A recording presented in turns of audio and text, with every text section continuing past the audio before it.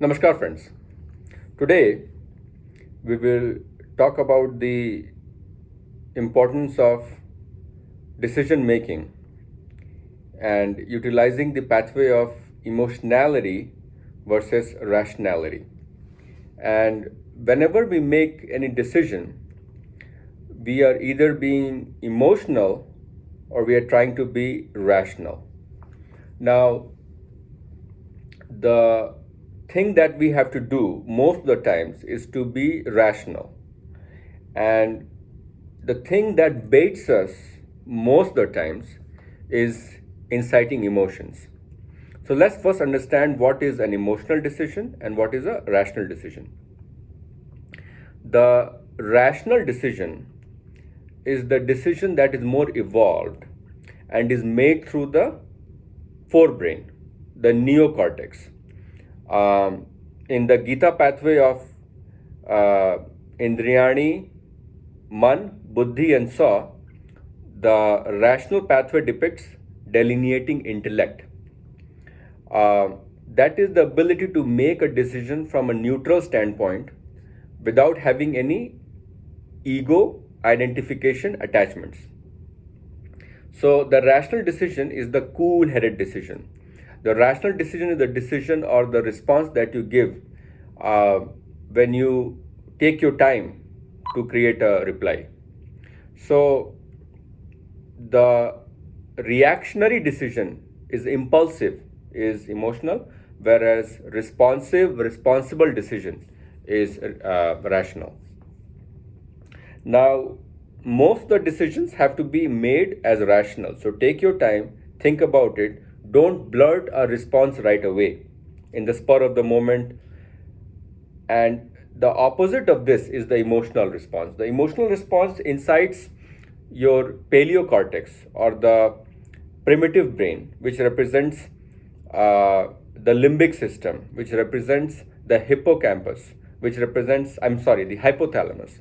So things such as hunger, thirst, urge of sex, rage, these are primitive biological urges ingrained in us in evolution. And that's why these are more impulsive, reactionary, and unfiltered.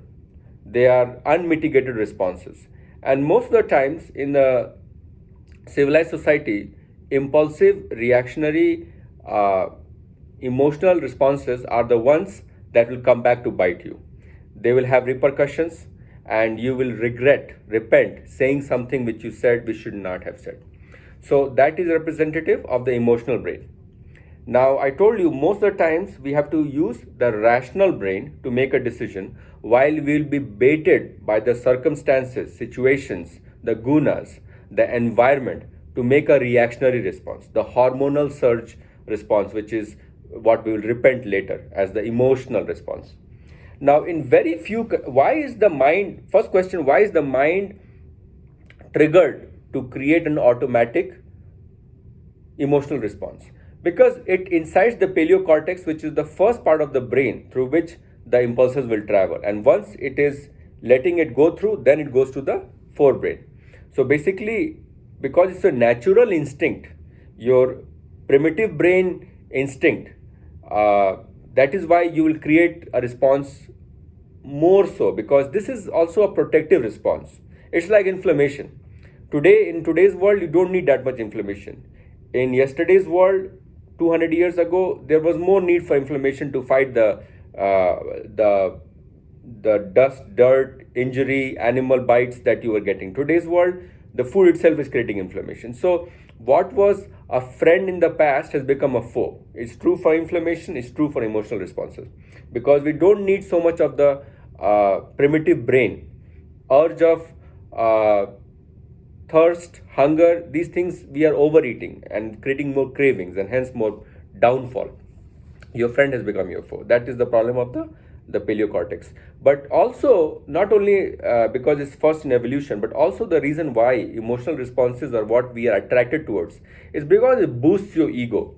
And I told you, in the pathway of Indrani Parananda Paramana Manasastu Para Buddhayo Buddhe Partastu Sa, below the lowest level is the indriya, and then there is the mind, then there is the intellect, and then there is the saw or the soul.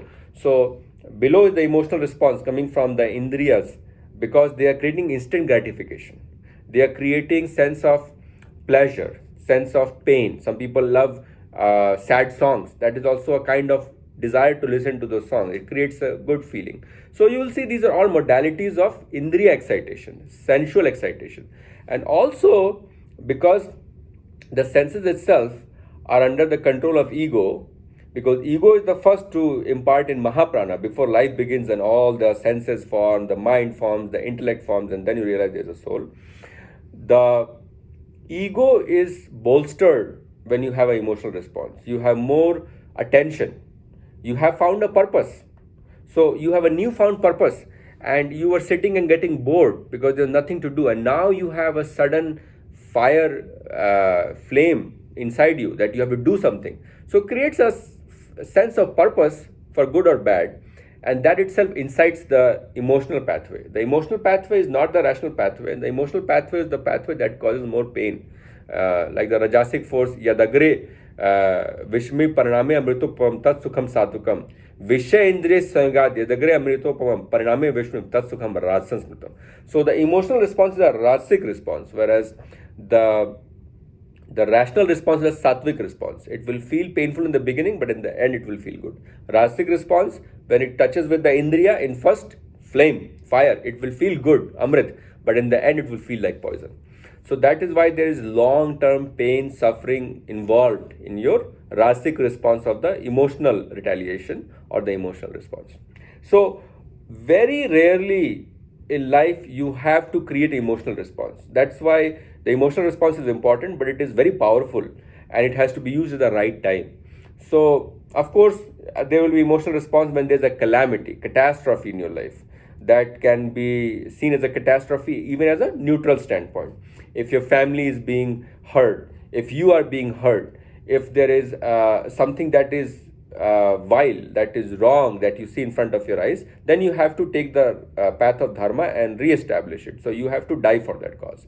That creates your sattvic rajas, as I call it. That creates the righteous goodness that you have to have. But that happens very rarely in life. Or most of the times there is overreaction. You are trying to respond to something where there is no need for a reaction. So in short, my friends, when you make a decision, you will be incited by your primitive brain, you will be incited by the ego, identity, attachment, your indriyas to make a sudden knee-jerk reaction that is impulsive and that is rajasic. And hence it feels good at the moment, just like a fit of rage, fit of sex, but in the end it causes more harm to you. Versus when you make a neocortex stabilized, cool-headed brain decision where you take your time to respond, you are responding and not reacting. That is the decision of the delineating intellect or buddhi, and buddhi is what creates buddha. So buddhi is what you have to incite. The more you meditate, the more you will gain the intelligence. The more you will do chanting and nishkam karma, the more you will get intelligence, and that is how you will suppress the indriya, because indriyas are the main enemy, and that is why it will conspire with your mind to drive you against you. Bandhuratmanastasya atma atmanita anatman shatrutve vartav atma shatruvat. The person who has captured his mind is the real winner, and for him, whose mind is his slave, he is the winner. Otherwise, he is a slave to the mind. So very important to use the rational pathway, and only in exigent circumstances you have to use the emotional pathway, where you have to use this purpose to grow and create a more bolstered response, because the response in the emotional pathway is always strong. Hope you like this video. Please feel free to leave your comments below. Jai Shri Ram.